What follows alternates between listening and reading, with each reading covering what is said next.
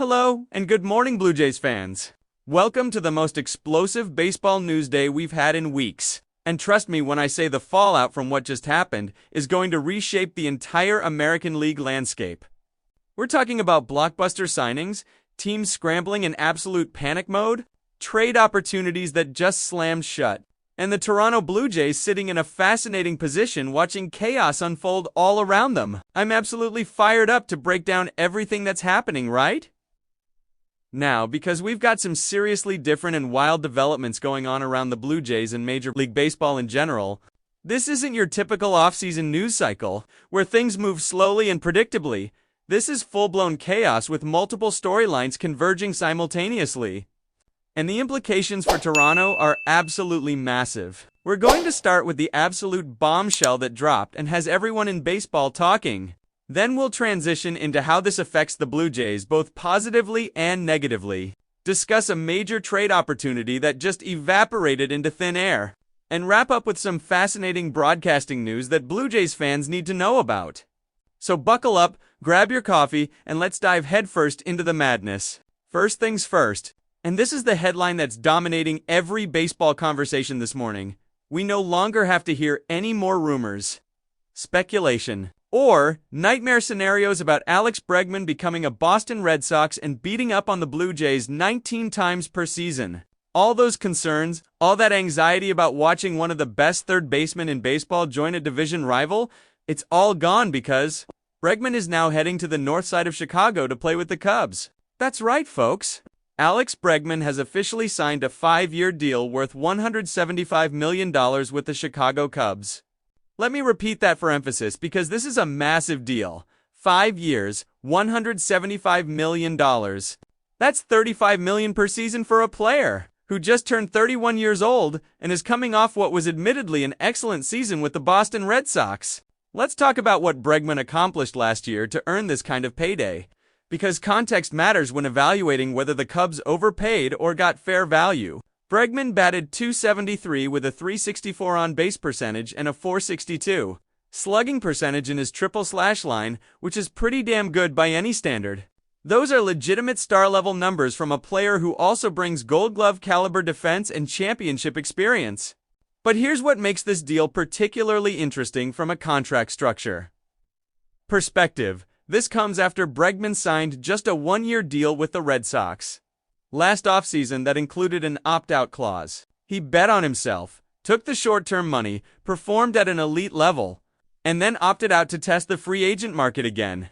And clearly that gamble paid off spectacularly because this year $175 million deal represents a significant raise compared to what he signed for last winter. Remember, Bregman's original deal with Boston was intended to be 3 years and $120 million total, but he only played 1 year before opting out. So he's now getting $35 million per season instead of the $40 million annually he would have gotten if he'd stayed on that original deal. But he's getting 5 years of security instead of 2 remaining years. That's the power of betting on yourself and performing when the stakes are highest. This signing shows that the Chicago Cubs are genuinely, seriously committed to competing right now. They're not messing around. They're not in rebuilding mode. They're going for it. In just the last week alone, the Cubs have made multiple aggressive moves that signaled championship aspirations. They acquired Edward Cabrera from the Miami Marlins in a trade that cost them Owen Casey, their top prospect. That's 2 years in a row now that Chicago has traded away their best prospect to acquire major league talent. Beyond Cabrera and Bregman, the Cubs have also been essentially rebuilding their entire bullpen from scratch with multiple significant additions. We're talking about guys like Phil Lynn, Hunter Harvey, Caleb Thielbar, Eli White, and Jacob Webb being brought in as the main pieces to completely overhaul their relief corps. And they've managed to keep key players like Shota Imanaga after some really weird stuff went down with his contract situation. By the way, I have to mention how unusual Imanaga's situation was because I hadn't seen anything quite like it before. He opted out of his deal and then immediately went right back to the same team he was already on. Usually when a player opts out, there's a lot more drama, a lot more teams getting involved, extended negotiations with multiple suitors. But Imanaga and the Cubs just worked it out quickly and moved on. Pretty refreshing, honestly, in an era where everything becomes a circus. So the Cubs are loading up. They're spending money, they're trading prospects, and they're clearly trying to capitalize on their championship window with this current core. Bregman anchors their infield alongside Dansby Swanson at shortstop and Nico Horner at second base. And suddenly Chicago has one of the better defensive infields in the National League. But let's talk about what this means for the Boston Red Sox, because this is where things get absolutely fascinating and potentially disastrous for them. The Red Sox are now in full-blown scurry mode, scrambling desperately to figure out what they're going to do at third base after missing out on Bregman. And folks, they brought this entirely on themselves through spectacularly bad decision-making. You know what happened, right? The Red Sox famously traded Rafael Devers after the stupidest, most idiotic back-and-forth I've seen in baseball in a really, really long time. Devers is now with the San Francisco Giants after that horrible locker room fallout and public feud with Boston's front office. That was an organizational disaster, a complete failure of leadership and communication that resulted in losing one of the best hitters in baseball. So Boston lost Devers to their own incompetence. Then they brought in Bregman on a short-term deal, hoping he'd be the solution. And now Bregman has left for Chicago, leaving the Red Sox with absolutely nothing at third base. That's 2 elite third basemen gone in the span of a year because of organizational dysfunction and poor planning. What is going to be next for the Red Sox? This creates a massive hole in their lineup that they're going to have to figure out how to fill, and their options are increasingly limited. Especially with the Blue Jays having already taken Kazuma Okamoto out of the free agent market. Boston's choices for impact third basemen have dwindled significantly. The Bregman signing just sets them back even further in their quest to build a competitive roster. My guess is this probably pushes the Red Sox toward making Marcelo Meyer their everyday third baseman, though I don't think they're thrilled about that idea. Meyer is good, don't get me wrong, he's one of their best prospects and has serious upside, but I'd much rather see them keep him in the outfield where his defensive skills play up and where they have more positional need. Moving him to third feels like a reach, like forcing a square peg into a round hole just because you have no other options. And here's the nightmare scenario that should terrify Blue Jays fans. I really hope this doesn't push the Red Sox into aggressive pursuit of Bo Bichette, but it very well might, because Boston is desperate for infield help, and Bo represents exactly the kind of impact bat they need. They could move pieces around, slide players to different positions, and suddenly Bo is anchoring their infield at second base, while Meyer plays third or short. That would be an absolute disaster for Toronto from multiple perspectives. You'd be watching your homegrown superstar sign with your biggest rival. You'd be facing him 19 times per season at Fenway Park, where his bat would play beautifully. And you'd be dealing with the PR nightmare of explaining to fans why you let him walk. Please, baseball gods, don't let this happen. But looking at the positive side for Chicago, the Cubs now have a genuinely nice infield with Bregman anchoring things at third. They grabbed Dansby Swanson a few years ago in free agency, so they've got an excellent defensive shortstop. Nico Horner is legitimately one of the best defensive second basemen in all of baseball, providing elite glove work and solid offensive production. And their first base situation with guys like Matt Shaw in the system means they've got options and depth. Things are definitely moving in the right direction for the Cubs organizationally, and I'm genuinely very surprised by all of this.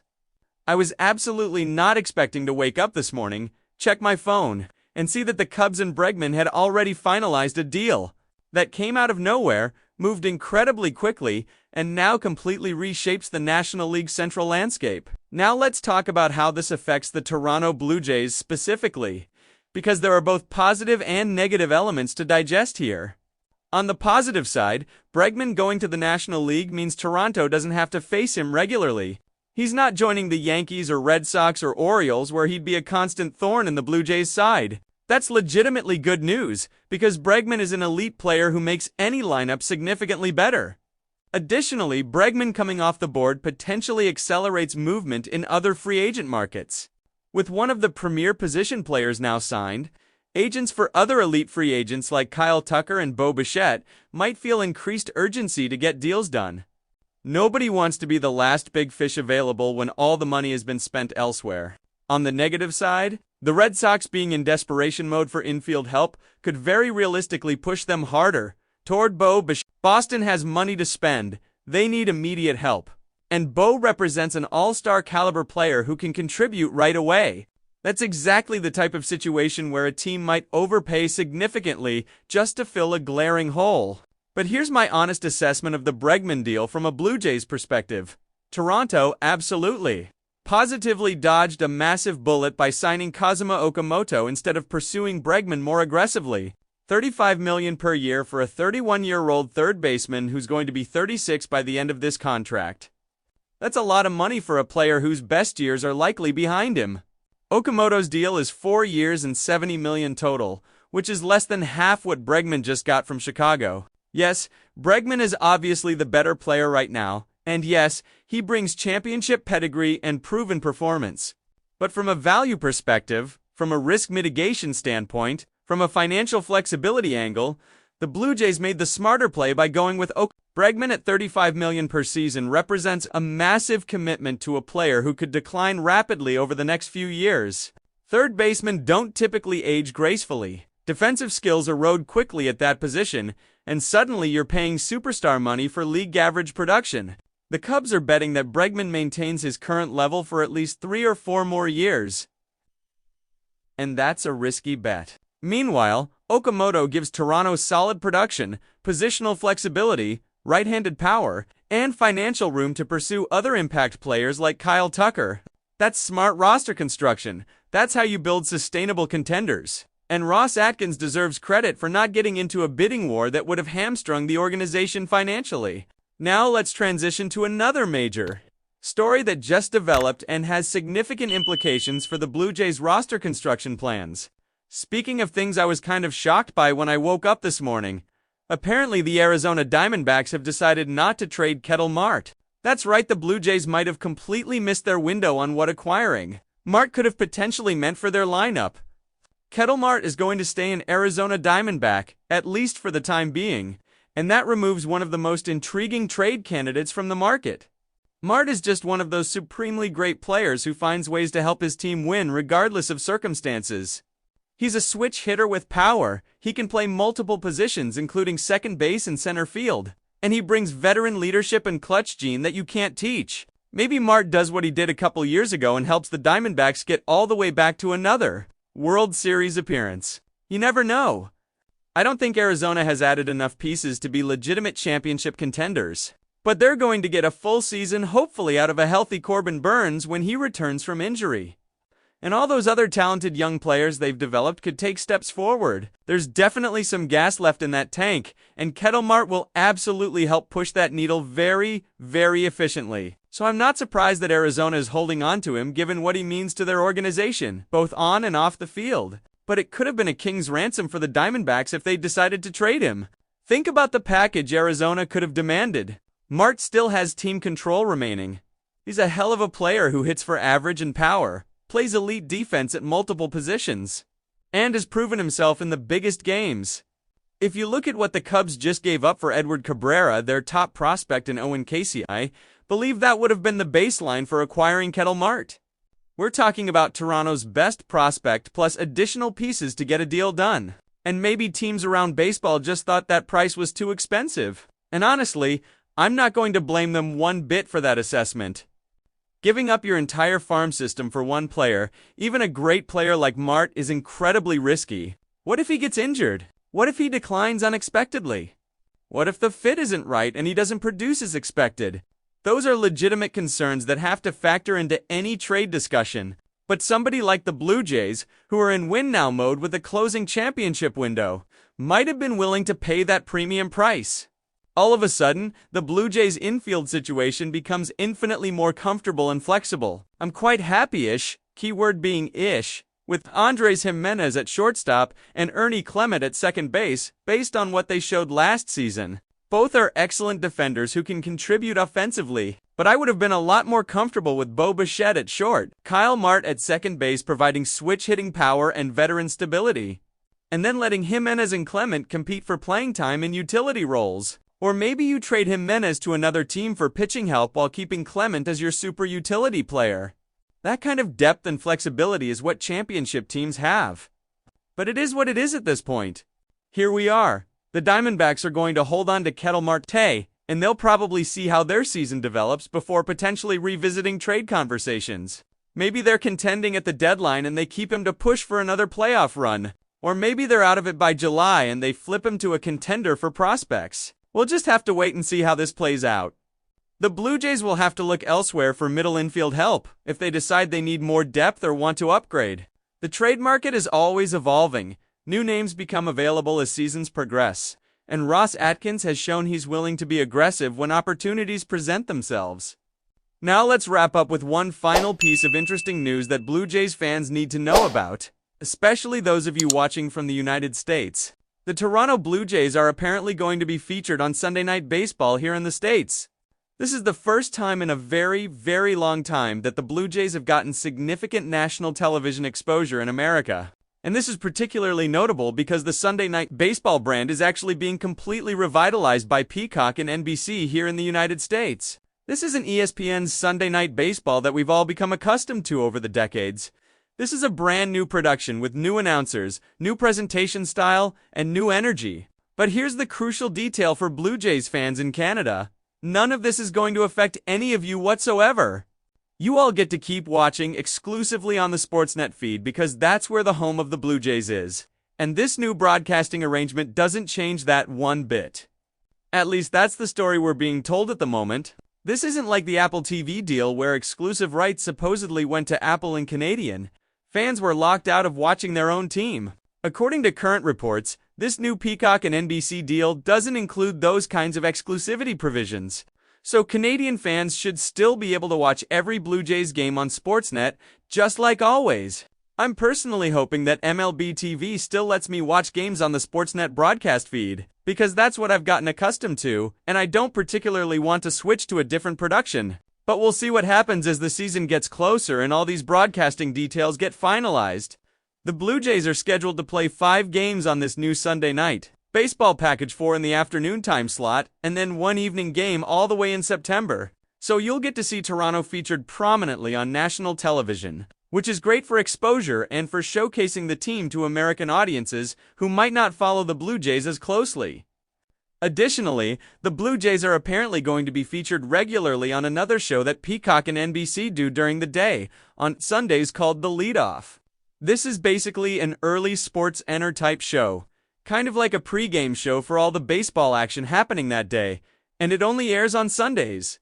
So Toronto is going to get consistent national exposure throughout the season, which helps with the brand and potentially with free agent recruiting down the line. Players notice when teams get national television coverage. It matters for endorsement opportunities, for personal brand building, for legacy considerations. Getting featured on Sunday Night Baseball and shows like The Leadoff helps the Blue Jays attract elite free agents who want that kind of platform.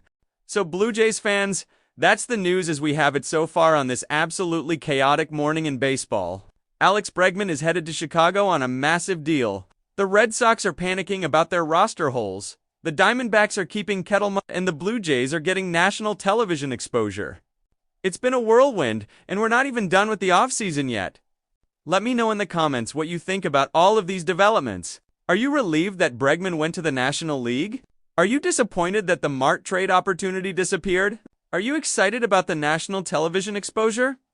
Drop all your thoughts below. If you enjoyed this comprehensive breakdown of everything happening around the Blue Jays right now, smash that like button. Subscribe to the channel if you haven't already because we bring you daily Blue Jays content covering every angle of this team. Hit the notification bell so you never miss when breaking news drops. Share this video with your fellow Blue Jays fans who need to know about Bregman, Mart, and everything else we covered. Tag them in the comments, send them the link, let's grow this community together. Thank you so much for tuning in and supporting the channel.